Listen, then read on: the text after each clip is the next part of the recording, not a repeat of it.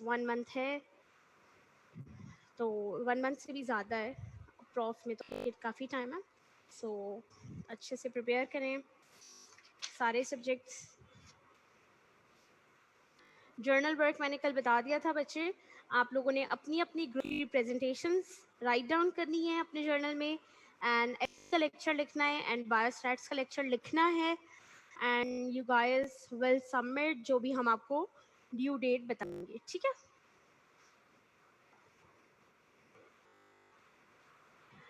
Okay, so start करते हैं chapter number 1, page number 3, ठीक है, the profession of dentistry and dental hygiene. बच्चे सबसे पहले इस चैप्टर में आपको प्रोफेशन की डेफिनेशन, प्रोफेशनलिज्म की डेफिनेशन अच्छे से आनी चाहिए, और इसके अलावा आपको 3 जो मॉडल प्रोफेशनलिज्म के, that is commercial model, guild model and interactive model, ये अच्छे से आने चाहिए हैं। ये ऑस्पी में भी पूछे जाते हैं तीनों, एंड इसके BCQs भी आते हैं, ठीक है। नेक्स्ट बच्चे डेवलपमेंट ऑफ डेंटल प्रोफेशंस, अब आ रही है सबको, इसमें बॉक्स 101 है आपके पास, ठीक है, that is characteristic of a profession. तो ये करेक्टरिस्टिक ऑफ प्रोफेशन आपका OSPI में आता है क्वेश्चन, तो आपको ये अच्छे से आना चाहिए। बाकी इस चैप्टर में हिस्ट्री है, हिस्ट्री को छोड़ दीजिए। इसके अलावा जितने भी एब्रीविएशंस हैं, ADA, वो सारी इसी चैप्टर में है, NDA, FDI और जो भी हिस्पैनिक डेंटल एसोसिएशन, ये सारे हैं। सो आप लोगों ने ये अच्छे से इसमें सिर्फ एब्रीविएशंस पढ़ लेनी है, ठीक है। इस चैप्टर में और मज़ीद आप लोगों ने कुछ भी नहीं पढ़ना है। सबको मेरी आवाज़ आ रही है? चैट बॉक्स में लिख दें अगर आवाज़ आ रही है, नहीं आ रही।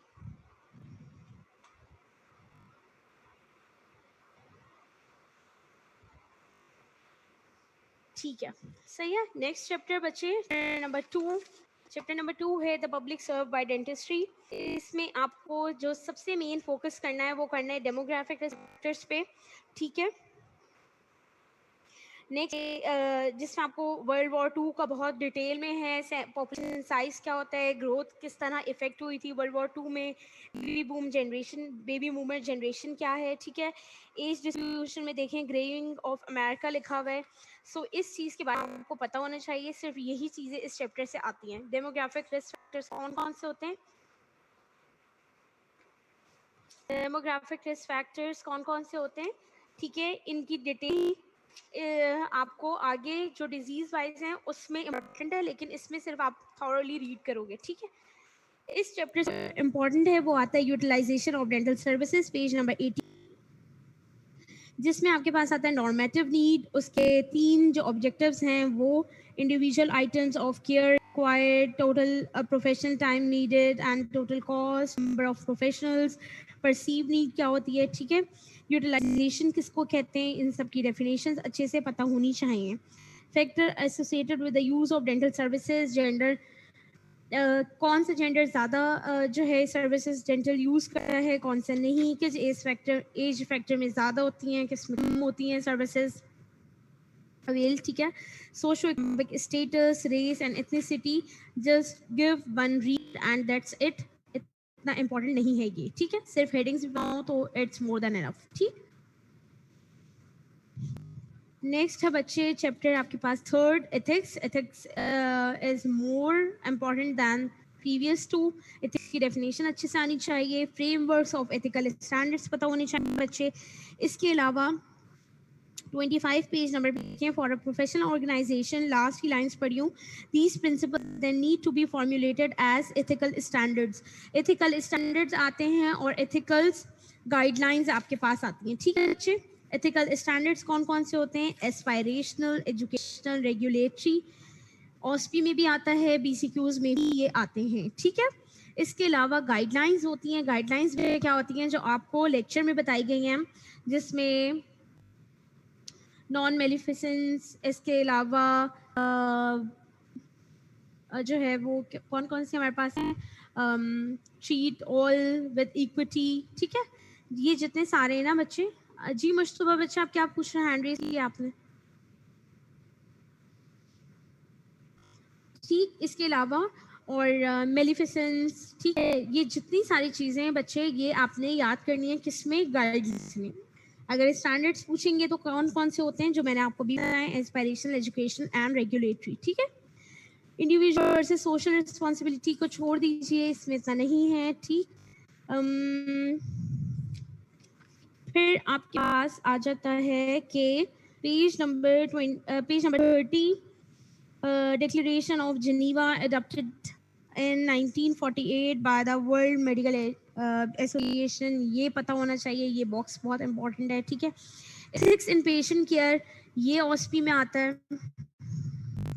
मेलिफिसेंस एंड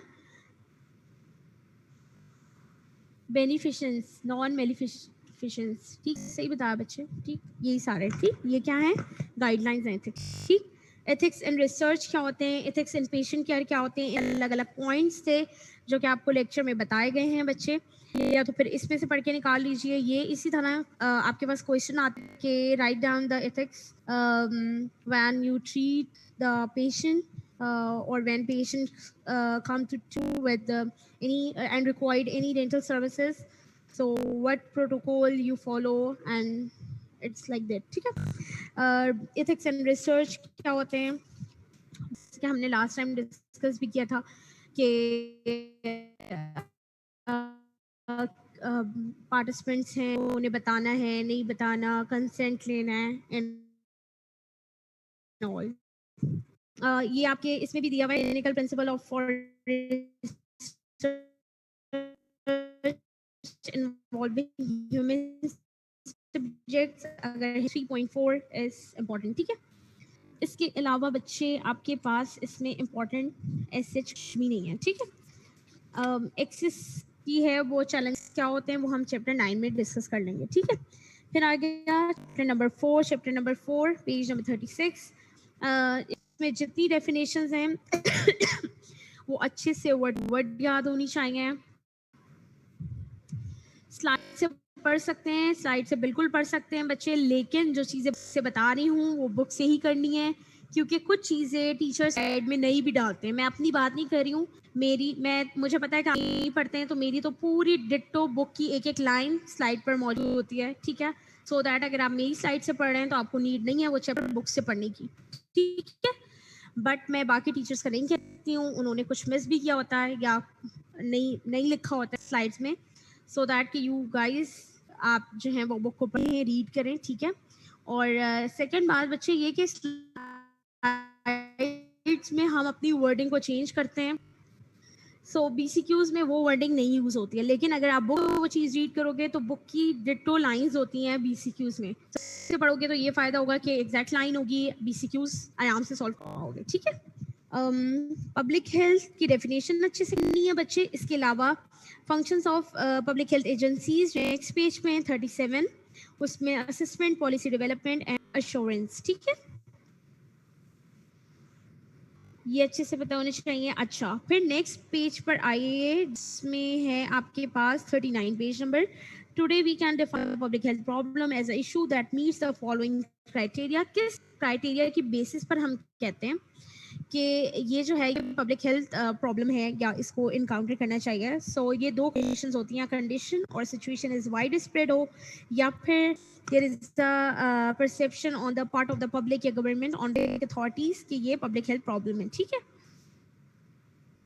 ये पता होना चाहिए। नेक्स्ट है बच्चे डेंटल पब्लिक हेल्थ की definition. Dental public health and public health same, बस उसकी डेफिनेशन ये डिफरेंस है कि जहाँ पर भी पब्लिक हेल्थ आया है उसके साथ dental public health, dental problems, dental issues, इसको आप राइट डाउन करोगे, ठीक है। इसके अलावा बॉक्स 4.2 जो है वो बहुत इंपॉर्टेंट है बच्चे। अगेन इसमें असिस्टेंट, पॉलिसी डेवलपमेंट, एश्योरेंस में जो जो चीज़ें होती हैं वो बहुत क्लियरली बताया गया है, ठीक है। नेक्स्ट है आपके पास पेज नंबर 42, इसमें सर्वेलेंस की डेफिनेशन, एक्टिव पैसिव पता होने चाहिए बच्चे क्या डिफरेंस है। इसके अलावा डेटा कहाँ कहाँ से कलेक्ट कर सकते हैं, वाइटल स्टैटिक्स से, इंफॉर्मेशन से, रजिस्ट्रीज से, एडमिनिस्ट्रेटिव डेटा कलेक्शन, ठीक है। एक्टिव पैसिव सर्वेलेंस इसके नीचे, ठीक। नेक्स्ट है बच्चे पेज नंबर 45, जिसमें आपको आप प्लानिंग साइकिल है, प्लानिंग साइकिल पता होनी चाहिए। अच्छा, पेज नंबर 44 पे सेकंड पैराग्राफ की 1 2 3 4 5 6 7 लाइन में देखिए, पाथ फाइंडर लिखा हुआ है, this approach is known as path finder. तो पाथ फाइंडर की डेफिनेशन तो होनी चाहिए, ये OSP में क्वेश्चन आता है, ठीक है, define path finder. Planning cycle पता होनी चाहिए, प्लानिंग साइकिल आता है, और प्लानिंग साइकिल के कोई भी हमने पार्ट मिस किया होता है या हम पूरा साइकिल आप लोगों से पूछ लेते हैं, ठीक है। अगेन जो चीज़ें बता रही हूँ पेपर पॉइंट ऑफ व्यू से भी और स्पेशली आपकी OSP and viva point of view से इम्पोर्टेंट हैं, ठीक है। Difference between personal and community health के पेज नंबर 47 अच्छे से डिफरेंसेस इसके निकाल लें। 10-15 बच्चे, ये 10-15 आपको लिखने के लिए तो आप ज़्यादा से ज़्यादा 5 मिनट में कितने लिख पाओगे, 5-6 लिख लोगे, लेकिन अगर एग्जामिनर आपसे पूछ रहा है इन वाइवा सो आपको ज़्यादा बताने होते हैं, ठीक है। तो इसके डिफरेंसेस अच्छे से करने। नेक्स्ट चैप्टर है ओरल प्रमोशन। इसमें आपको कम्युनिटी हेल्थ प्रमोशन की डेफिनेशन पता होनी चाहिए, हेल्थ की डेफिनेशन पता होनी चाहिए बाय WHO, वेलनेस की पता होनी चाहिए, ग्रीनबर्ग ने क्या बताया था। हेल्थ की डेफिनेशन में चौथा कौन सा हम ऐड करते हैं, एक कंपोनेंट स्पिरिचुअल, ये पता होना चाहिए। इसके अलावा फिजिकल, मेंटल, इमोशनल तो हैं ही शामिल, ठीक है। इसके अलावा चार्टर पता होना चाहिए बच्चे, पीस, शेल्टर और ये सारी चीज़ें क्या क्या होती हैं, किस ईयर में आया था, ये पता होना चाहिए। थोड़ी सी इसकी ब्रीफ हिस्ट्री पता होनी चाहिए, ठीक है। जो लेक्चर में बताइए it's more than enough I guess, ठीक। प्रमोशन, कम्युनिटी बेस्ड प्रमोशन की क्या जो है वो कंसिडरेशंस होती हैं, ये पता होनी चाहिए।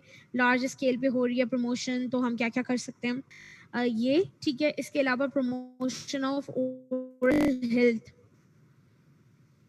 स्कूल बेस, इसमें पता होना चाहिए क्या गोल्स होते हैं ओरल हेल्थ के, ये पता होना चाहिए। एंड टेप बॉक्स 5.2 बहुत इंपॉर्टेंट है बच्चे, BCQs में भी आता है एंड आपके OSP में भी एक दो चीज़ें इसमें से पूछ लेते हैं, ठीक। के 2000 में क्या था और उन्होंने एस्टिमेटेड 2010 में क्या बताया था कि हेल्थ पीपल को कैसा होना चाहिए, क्या क्या फीचर्स होने चाहिए, ठीक है। Health education, dental health education की डेफिनेशन अच्छे से पता होनी चाहिए। इसके अलावा स्कूल बेस्ड प्रोग्राम और the promotion of oral health किस तरह डिस्क्राइब किए गए, इनके 3 पॉइंट्स लिखें, oral health services, health instructions and a healthy environment. ये लास्ट टाइम भी आपके OSP में क्वेश्चन आया था, ठीक है। um,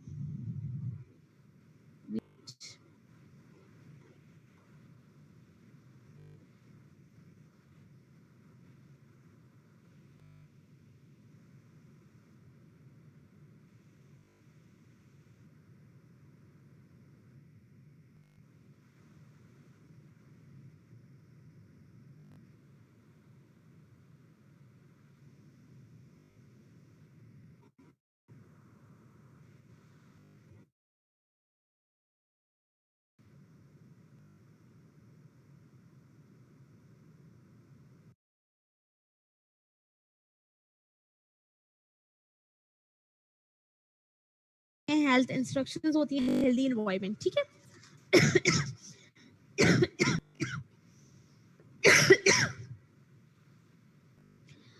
Ma'am, on what to expect, we say it's a public health problem. बच्चे पेज नंबर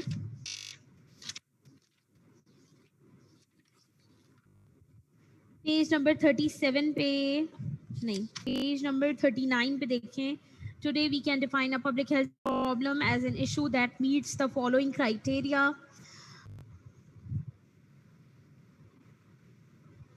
ठीक है, कि एक कंडीशन का या तो वाइड स्प्रेड हो या फिर उसको जो भी गवर्नमेंट है या फिर पब्लिक एजेंसीज हैं या हायर अथॉरिटीज हैं पब्लिक हेल्थ की, वो डिक्लेयर कर दें या उनका परसेप्शन हो कि ये जो डिजीज अभी है ये बहुत इसके लिए वो इसके लिए हमें कोई स्टेप लेना चाहिए। लाइक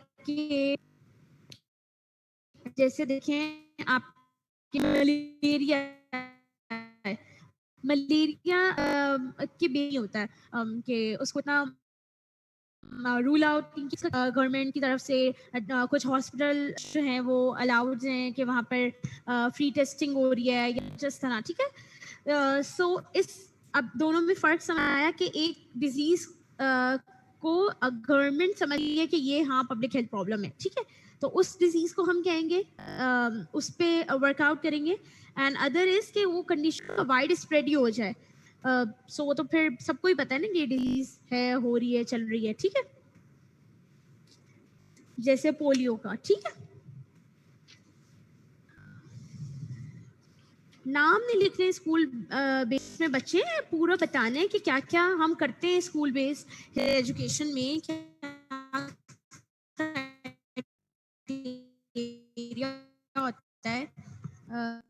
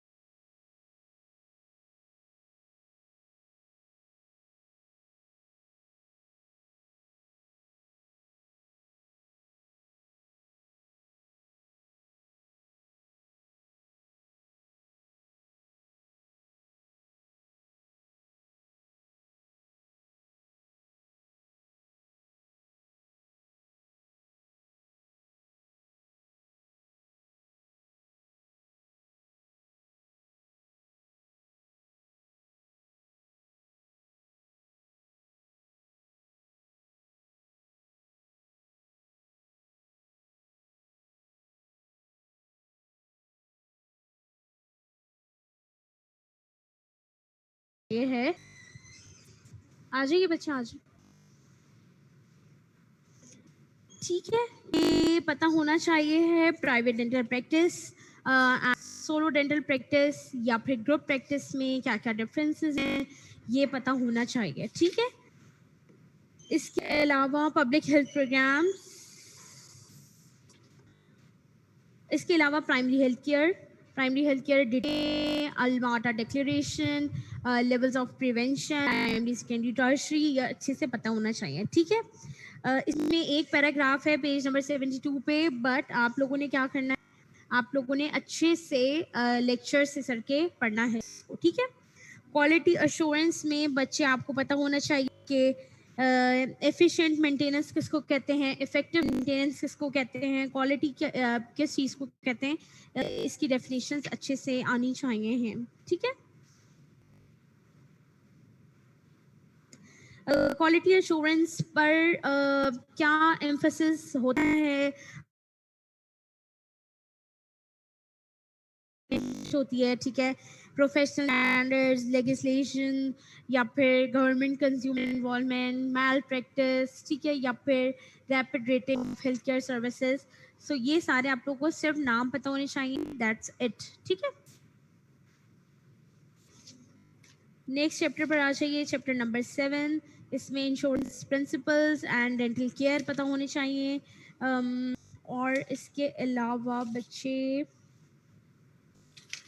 थर्ड पार्टी पेमेंट, इसके अलावा इसमें आपको सर ने जो लेक्चर में कराया था बच्चे, वो बहुत अच्छा, बहुत प्रिसाइज है। बुक से पढ़ोगे तो समझ भी नहीं आएगा, एंड बुक का ये चैप्टर इतना इंपॉर्टेंट भी नहीं है एज और TOS के अकॉर्डिंगली, ठीक है। मैनेज केयर की डेफिनेशन पता होनी चाहिए है। और रीइंबर्समेंट किसको कहते हैं, डायरेक्ट जो है वो डिस्काउंट डेंटल पेमेंट्स क्या होती हैं, ठीक है। ये पता होना चाहिए बस, ठीक, यानी कि पता होना चाहिए, इससे मतलब है कि आप लोगों को अच्छे से आना चाहिए, ठीक है। Medicare and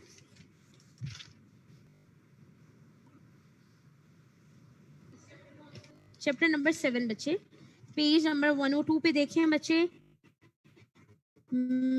Medicare and add जो है 103 पर, इन दोनों का डिफरेंस पता होना चाहिए कि क्या इस चैप्टर को लेक्चर से भी करेंगे तो इट्स मोर देन इनफ, ठीक है। इस लेक्चर इसके ऊपर टॉपिक पर लिख लें। चैप्टर नंबर 8 पर आ गए हम, 111 पेज नंबर, ठीक है।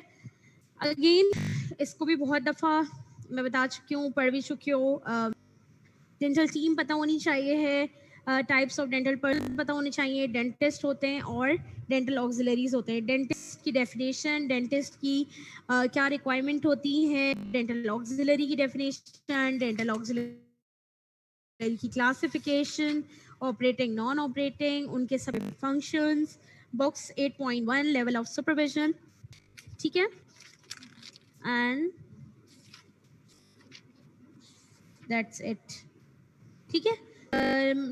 One 121 page number, box number 8.2 जिसमें एग्जाम्पल दी हुई है या ड्यूटीज दी हुई हैं एफडा की, एक्सपैंडेड फंक्शन डेंटल ऑक्सिलरी, वो आप लोगों ने अच्छे से ये वाला बॉक्स याद करना है, ये सेम आप लोगों से पूछा जाता है, ठीक है।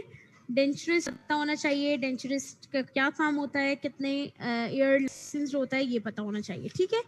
चैप्टर नंबर 9 पर आ जाइए, एक्सिस की डेफिनेशन, इसके अलावा जो 5A थे कि क्या इसकी जो है वो मॉडल्स होते हैं एक्सेस के, वो पता होना चाहिए, जिसमें आपके पास अवेलेबिलिटी, एक्सेसिबिलिटी और अफोर्डेबिलिटी ये सारे आ रहे थे, ठीक है। रीजंस ऑफ एक्सेस प्रॉब्लम में क्यों क्या रीजंस होते हैं बच्चे, क्या शोर हो रहा है, आवाज़ जा रही होती है आप लोग की, ठीक है। रीजंस फॉर एक्सेस प्रॉब्लम में क्या क्या रीजंस हो सकते हैं ये पता होना चाहिए, ठीक है। एंड इसके अलावा बच्चे आपको इसमें पता होना चाहिए है पेज नंबर 133 जिसमें बॉक्स नंबर 9.1 है एंड 9.2 है, ठीक है। ये दोनों आपको पता होने चाहिए। 9.2 के तो सिर्फ नेम्स आपको पता हो, that is more than enough, but 9.1 में जो effects of baby boom generation है बच्चे, चैप्टर नंबर 2 भी बताया है कि कॉन्सेप्ट बनाने के लिए उससे पढ़ लीजिएगा, और ये पता होने चाहिए कि कौन कौन से शॉर्टेज ऑफ डेंटिस्ट के जो है वो फैक्टर्स हैं जिनकी वजह से वो शॉर्टेज ऑफ डेंटिस्ट हुई या फ्यूचर में हो चुकी है, पास्ट में या फ्यूचर में हो, ठीक है। सो ये पता होना चाहिए, ठीक। फिर नेक्स्ट है बच्चे strategies to solve the access problem.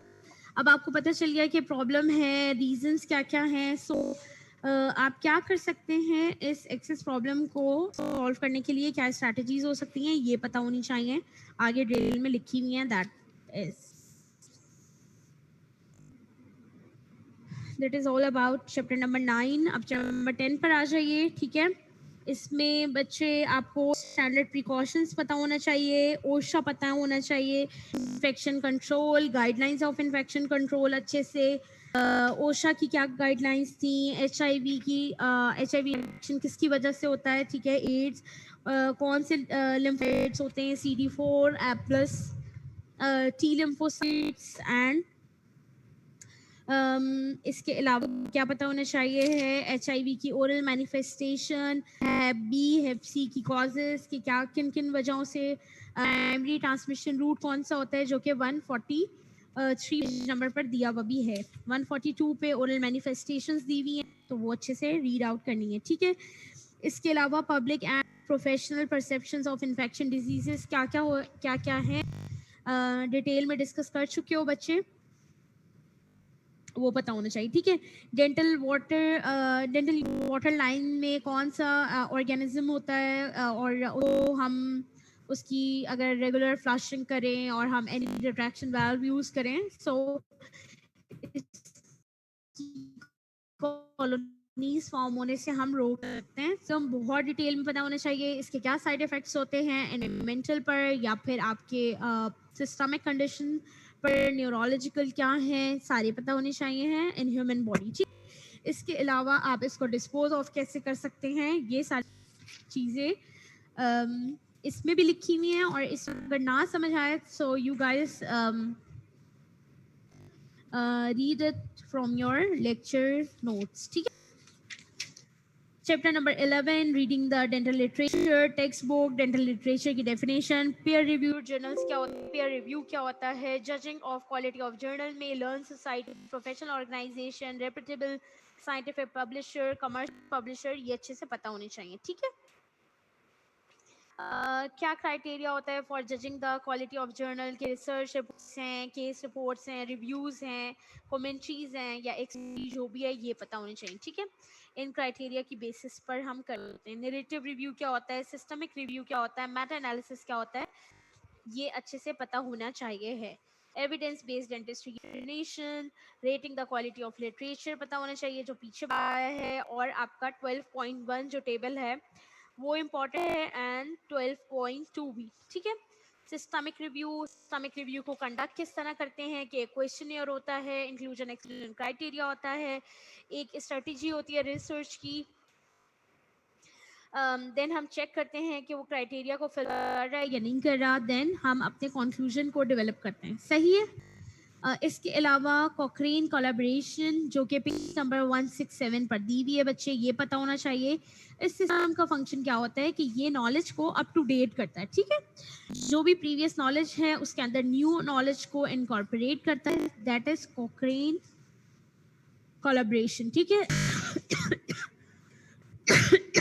Sorry. Examples of evidence based dentistry पता होनी चाहिए बच्चे, कोई भी सीखने के लिए दे देते हैं, इम्प्लांट की आ जाती है या कोई भी एक या फिर कोई दोनों आपसे पूछ लेते हैं, ठीक है।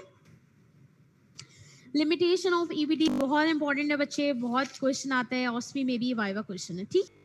आ जाइए चैप्टर नंबर 13 पर, research design in oral epidemiology, 173 page number.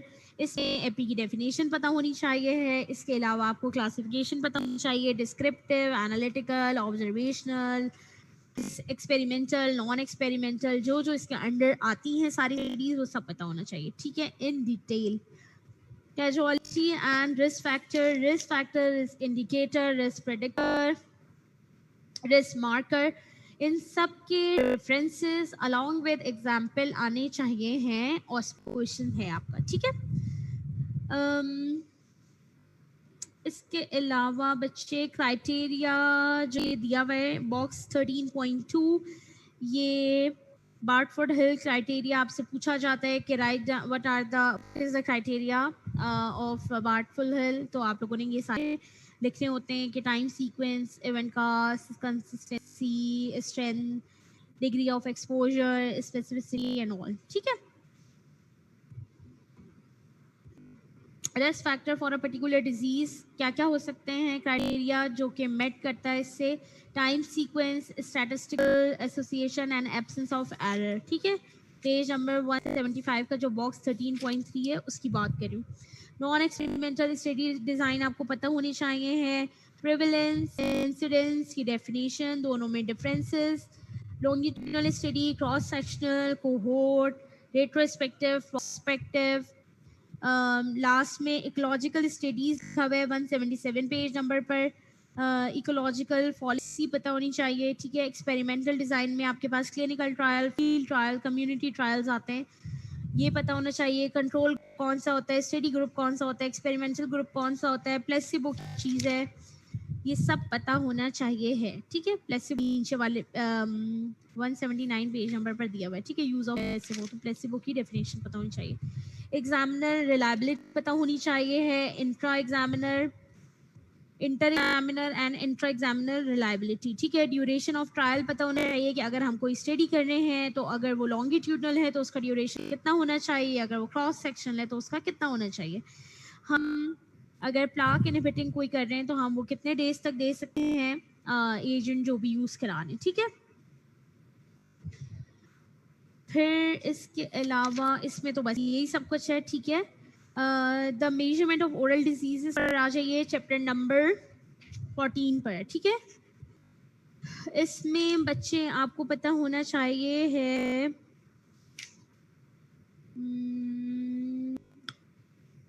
अच्छा, एपिडेमियोलॉजी की साइंस एपिडेमियोलॉजी या हम कहाँ कहाँ एप्लीकेबल हो रही है, किन किन चीज़ों में, ये पता होना चाहिए कि normal biological processes, understanding the natural history of diseases, revealing the distribution, ये सब पता होना चाहिए. ठीक है. सैम्पलिंग साइज पता होना चाहिए, प्रोबेबिलिटी सैंपल, नॉन प्रोबेबिलिटी कौन सा होता है, रैंडमाइज, नॉन रैंडमाइज, जो मैंने आपको पढ़ाया है. ठीक है. Methods of measuring oral diseases, count, proportion, rate, indexes, definitions along with examples पता होनी चाहिए. properties of ideal index पता होना चाहिए. define index ये आना चाहिए. types of scale and disease measurement पता होना चाहिए. Nominal, ordinal, interval and ratio. Reversible, irreversible की भी नीचे एग्जाम्पल दी हुई है, वो पता होना चाहिए. एग्जामिनर रिलायबिलिटी, यहाँ से पढ़ना चाहें तो यहाँ से डिटेल में पढ़ लें, पीछे वाले चैप्टर से पढ़ना है सो वहाँ से पढ़ लीजिए. ठीक है. इसके अलावा 191 page number, measuring the value of a diagnostic test, जिसमें सेंसिटिविटी एंड स्पेसिफिसिटी की बात हो रही है. इनकी डेफिनेशन नीचे टेस्ट रिजल्ट के नीचे जो टेस्ट रिजल्ट लिखा हुआ है, डिजीज, नो डिजीज लिखा हुआ है, एक बॉक्स बना हुआ है, इसके नीचे डिस्क्रिप्शन लिखी हुई है कि सेंसिटिविटी क्या होती है, स्पेसिफिसिटी क्या होती है, negative predictive value, positive, false negative क्या होता है. ये सब यही के कॉन्सेप्ट बन सकते हैं बच्चे, यहीं से इसको याद करना है, यही पूरी एग्जैक्ट डेफिनेशन आती है. ठीक है. इसी तरह लाइंस आती हैं. ठीक. और आगे भी ये बहुत हेल्पफुल है. आज है चैप्टर नंबर 15 पे, measuring dental disease, dental caries की डेफिनेशन, डीएमएफ इंडेक्स, इसकी लिमिटेशंस, डीएफ इंडेक्स. ठीक है. Criteria for diagnosis. अच्छा, इसका मैं लेक्चर आप लोगों को दे दूंगी बच्चे, तो डीएमएफ वहीं से कर लीजिएगा. वो पूरा बुक का मैंने जितना भी डीएमएफ डीएफ है वो समराइज करके उसमें लिखा हुआ है. ठीक है. Criteria for diagnosis, coronal caries कौन से होते हैं, डायकोटोमस स्केल बहुत इंपॉर्टेंट है, D1, D2, D3, D4, ये आपके बीसीक्यूज में बहुत आता है. रूट केरीज को कैसे निकालते हैं, क्या क्राइटेरिया है, बॉक्स 16.15.3 ये पता होना चाहिए. अर्ली चाइल्डहुड केरीज की definition, caries treatment index need क्या होता है, ये पता होना चाहिए, आना चाहिए. ठीक है. मेजरिंग पेरियोडोंटल डिजीज में मेजरिंग जिंजिवाइटिस, पेरियोडोंटाइटिस, इनके जो भी स्कोर्स हैं ये चाहिए. ठीक है. जो ये 16.1 की फिगर है बच्चे, अगर आपका ऑस्पी स्टेशन है. इसके अलावा 16.2 में जो कोड्स हैं बच्चे, कम्युनिटी पेरियोडोंटल इंडेक्स के, ये आना चाहिए. प्लेन कैलकुलस का जो इंडेक्स है ये आना चाहिए. Box 16.2, 16.3, partial mouth periodontal measurement कैसे करते हैं ये पता होना चाहिए. नेंस एंड कैल दो हैं, वो पता होना चाहिए. ठीक. मेजर डेंटल फ्लोरेसिस की डेफिनेशन, सारे इंडाइसेस, डीन्स, टच सरफेस, इसके अलावा थाल स्टेफिजर शॉप, fluorosis, risk index, developmental defect. ठीक है. और दोनों का डिफरेंसेस, नॉन फ्लोराइड ओपेसिटी या माइलर फॉर्म ऑफ फ्लोरोसिस. ठीक है. And the other thing is आप लोग इसको लेक्चर से भी कर सकते हैं, वो मैंने सेम पूरी डिटेल इस चैप्टर की उसमें लिखी हुई है. ठीक. और जिस तरह के बीसीक्यूज आए थे इसी तरह के इन चैप्टर से आते हैं. Measuring other conditions in oral AP, malocclusion के आपको इंडाइसेस लिखने के लिए आते हैं, ये पता होना चाहिए. ठीक है. द वर्ल्ड हेल्थ ऑर्गेनाइजेशन का पाथ फाइंडर जो ये आया था प्रोटोकॉल, इसका जो ये लास्ट 217 पेज नंबर पर बच्चे देखिए 6-7 पॉइंट्स हैं जो बुलेट्स में लिखे हुए हैं, ये इंपॉर्टेंट है. ठीक है. बाकी इस चैप्टर से आप लोग सिर्फ ये देख लीजिएगा कि क्या इनका प्रेजेंस है और क्या इसके रिस्क फैक्टर्स हैं, and it is more than enough. ज़्यादा लोगों को इस चैप्टर से करने की ज़रूरत नहीं है. ठीक है. चैप्टर नंबर 19 से बच्चे टूथ लॉस डेफिनेशन, ईडेंशलिज्म क्या होता है, इसके क्या कॉजेज हैं, पार्शियल टूथ लॉस क्या होता है. ठीक है.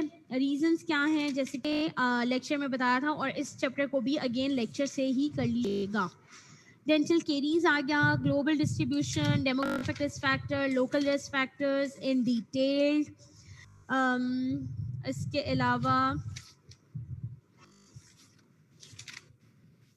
अलावा इसकी studies, risk factor, risk indicator कौन कौन से होते हैं केरीज डिस्ट्रीब्यूशन में, ये अलग से पता होनी चाहिए. सारी थ्योरीज, एंड थ्योरी तो एक ही है, millers theory.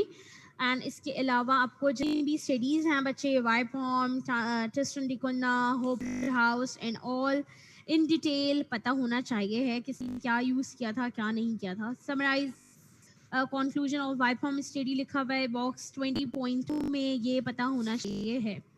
Root caries again and early caries भी पता होना चाहिए, लास्ट लेक्चर में बता दिया है. ठीक है. 21 पेरिडोंटल डिजीज में periodontal infection and host response. Again इसमें भी आपको क्या पता होना चाहिए, लोकल फैक्टर एंड आपके जो ग्राफिक रिस्क फैक्टर्स हैं फॉर पेरिडोंटल डिजीज वो पता होने चाहिए. इसके अलावा क्लासिफिकेशन लिखी हुई है जिंजाइवल एंड पेरिडोंटल कंडीशंस की, ये आनी चाहिए है बॉक्स नंबर 21.2. ठीक है. इसके अलावा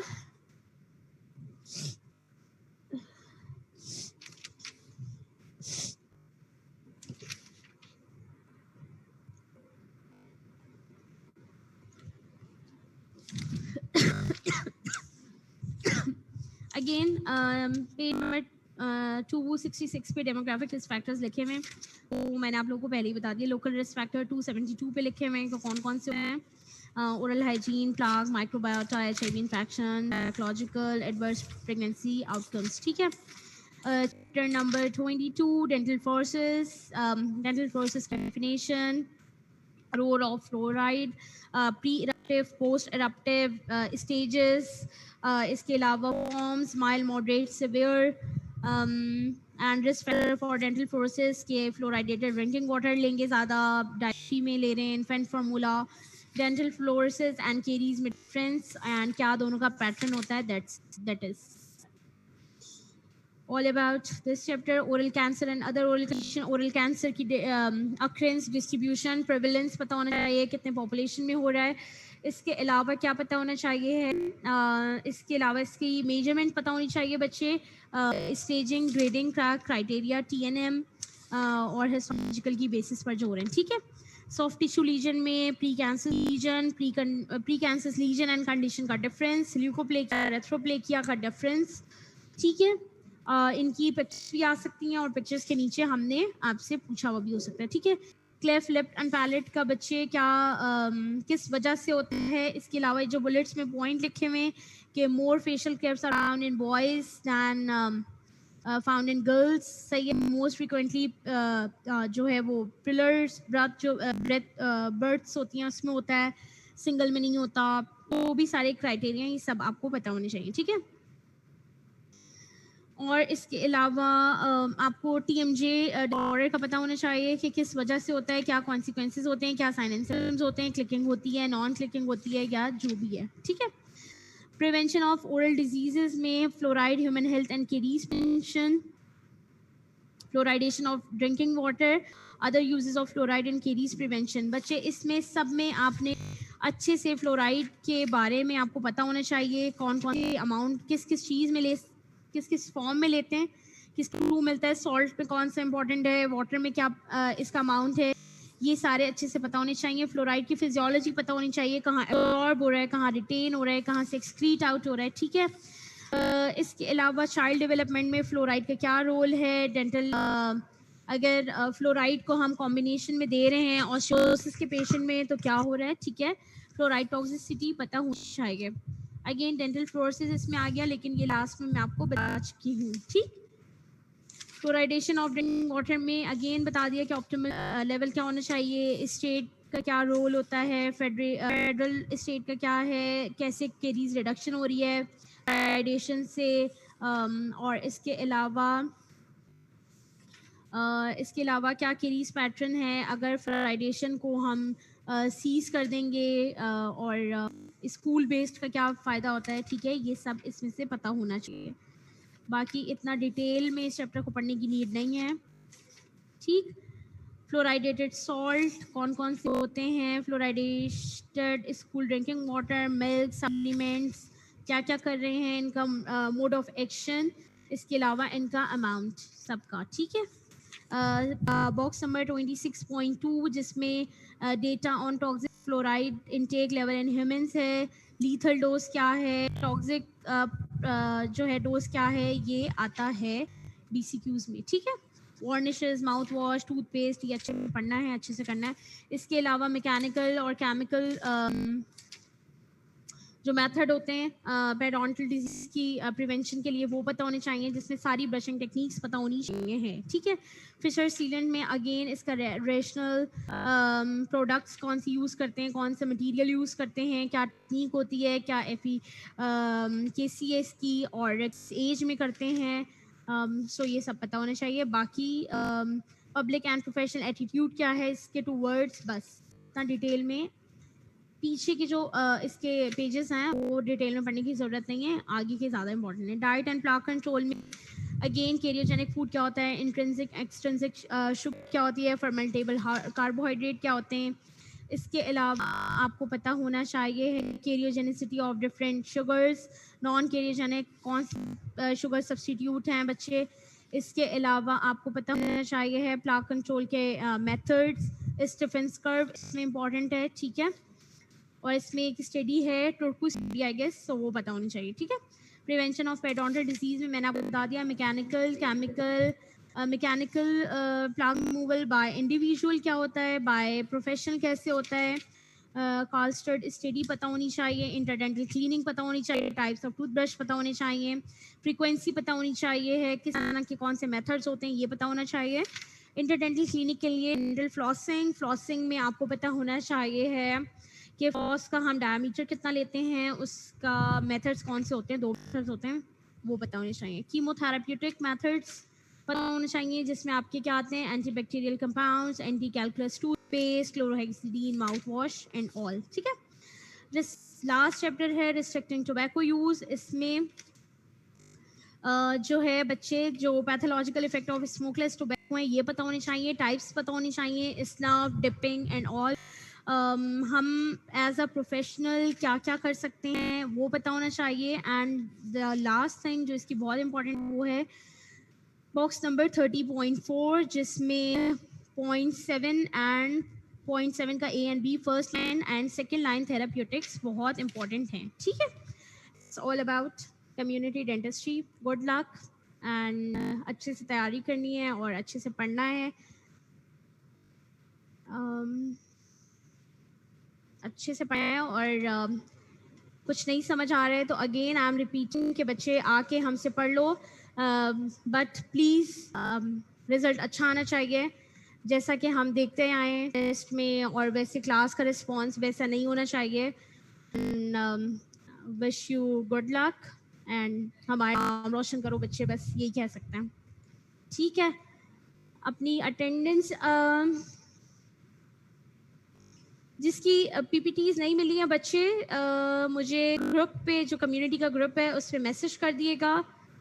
एंड बाकी सारी बातों के मैंने जवाब दे दिया, ठीक है। अटेंडेंस बता दीजिए। अली शेर प्रेजेंट हैं आप? माइक अनम्यूट करके जल्दी बता दें। Present ma'am. लगा देती हूँ बच्चे। रोल नंबर लो अपने या मुझे ग्रुप पे मैसेज कर दो। Present, okay. अतिया, अरसलान,